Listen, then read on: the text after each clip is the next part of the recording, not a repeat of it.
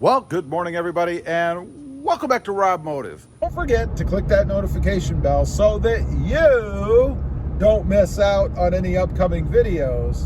And do me a favor, smash that subscribe button on the way out. Thanks for watching. Stay safe out there. Welcome back to Robmotive JT. And that's right, welcome back to Robmotive FST. And that's right, I thought it would be interesting to why the Toyota Tacoma may not be the truck for you.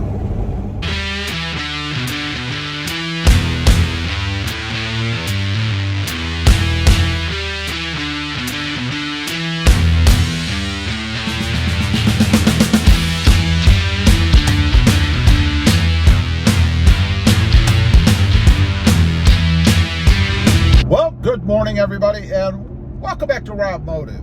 And that's right, there are some reasons why the Toyota Tacoma might not be the truck for you. Now, let me say right off the bat that I love the Toyota Tacoma, and my goal is not to get on here and dog the Toyota Tacoma just for views. No, it's because I think, you know, I've got this channel and I've got a lot of viewers, a lot of people watch, and I think it's my duty to be honest, and I try to be honest and give you guys a realistic view of what the Toyota Tacoma really is. You know, I am not sponsored by Toyota. I wish I was, but I'm not. So I'm not affiliated with Toyota in any way. And that means I can get on here and say whatever I want to say and give you the truth about the Toyota Tacoma. So why isn't the Toyota Tacoma the truck for everyone? Well, first of all, is power. I have to talk about power. Now, this can be remedied, of course, with the Sprint booster.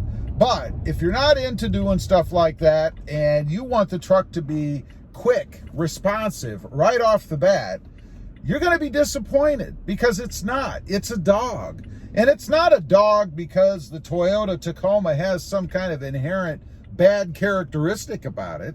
It's because that's the way Toyota has it set up. It has throttle lag. So you cannot get everything that you want to get, that you should be able to get, out of the engine right out of the box. You have to do something to bring it out. Again, like the Sprint booster. Another reason is entry point. You know, when you get in and out of the truck, it's kind of important that you're comfortable in doing so, in my opinion. You know, there's nothing worse. And think about it, when you get the truck home and after you've had it for a while, every time you get in and out of the truck, you have to contort yourself in some special way so that you don't slam your head on the door frame every time you get in and out. And it is a thing. I've done it myself. I either slam my head on the door frame or scraping the top of my head when I get in and out. So I do have to kind of contort a little bit to get in and out of the truck. It's not horrible, but it's just part of the daily experience of driving the truck and owning a Toyota Tacoma.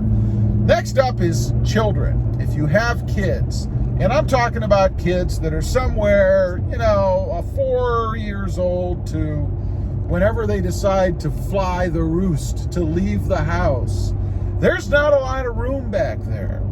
And you're going to get a lot of complaints. I remember when I was just a wee tot, if I wasn't comfortable in the vehicle we had, I made it known. And you know, after a while, you don't want to hear that every time you go somewhere in the truck. Now, maybe not so important if you're not using it as a daily driver. Maybe you have an SUV, a full-size truck, something bigger that makes it more comfortable for rear passengers. But if you use it daily and you haul your kids around all the time, you know, you're going to hear about it a lot. And think about taking it on a long-distance trip. You know, once you contort yourself to get in the back, a little bit better for little kids, then you've got to sit in those horribly uncomfortable seats. I know, I've ridden back there.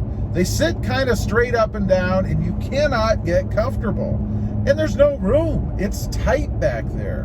One thing that Toyota hopefully will improve when they eventually do the redesign on the Tacoma. The other thing is hauling around adults.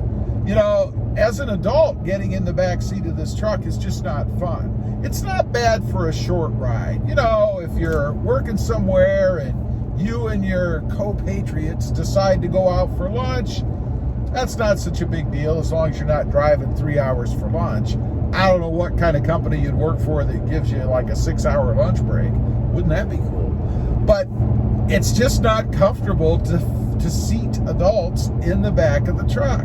Again, I know, I've done it. Now, if you're looking for the latest and greatest in technology, you know, Toyota is known for reliability, which, by the way, is one of the biggest reasons to buy a Toyota Tacoma.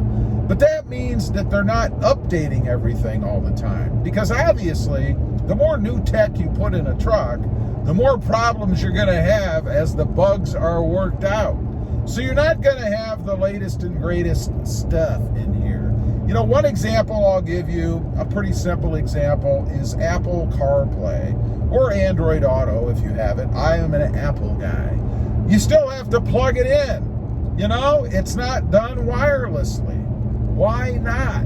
You know, in 2020, they came out with a different, bigger, newer radio for the truck.